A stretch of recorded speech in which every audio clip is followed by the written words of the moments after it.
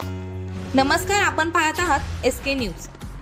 सुमारे 25 वर्षांनंतर खुल्या झालेल्या कराड शहराचे नगराध्यक्षपद अनेक राजकीय नेत्यांना खुणावू लागले आहे।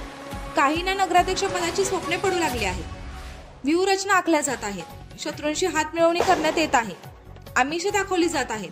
कसंही करून म्हणजे साम दाम दंड भेद वापरून हे नगराध्यक्षपद आपणच मिळवायचे यासाठी कित्येकांनी देव पाण्यात ठेवले आहे। गेल्या 25 वर्षात 2 वेळा सरळ जनतेतून कराड शहराचा नगराध्यक्ष निवडले होते। 2001 साली खुल्या सर्वसाधारण महिला आरक्षणात झालेल्या निवडणुकीत सौ शारदा जाधव या निवडून आल्या होत्या। यात विजयाचा एक प्रमुख फॅक्टर होता, तो म्हणजे माजी नगराध्यक्ष जयवंत जाधव यांची झालेली हत्या। जयवंतराव जाधवांच्या हत्येमुळे एक लोकांच्यात सहानुभूती होती, त्याचा फायदा सौ शारदा जाधव यांना मिळाला होता। तर 2016च्या निवडणुकीत मागासवर्गीय आरक्षणातून सौ रोहिणी शिंदे या निवडून आल्या होत्या। लोकांना माहितीही नसणाऱ्या सौ रोहिणी शिंदे या भाजपाचे तिकीट मिळाले म्हणून निवडून आल्या होत्या, अन्यथा त्यांचे डिपॉझिट जप्त झाले असते। आजची परिस्थिती भाजपाला अनुकूल आहे। भाजपाचे तिकीट ज्याला मिळेल त्याचे निवडून येण्याचे चान्सेस जास्त आहेत, म्हणून तर जो तो भाजपाचे तिकीट कसे मिळेल यासाठी प्रयत्न करतोय।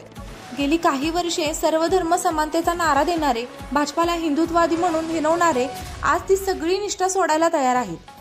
भाजपाच्या श्रेष्ठी मात्र पक्षाच्या निष्ठावंतांना तिकीट देणार का आयाराम गायकवाडांना, हा प्रश्न कराडकरांना सतावू लागला आहे। SK न्यूज साठी ऋतुजा उबाळे।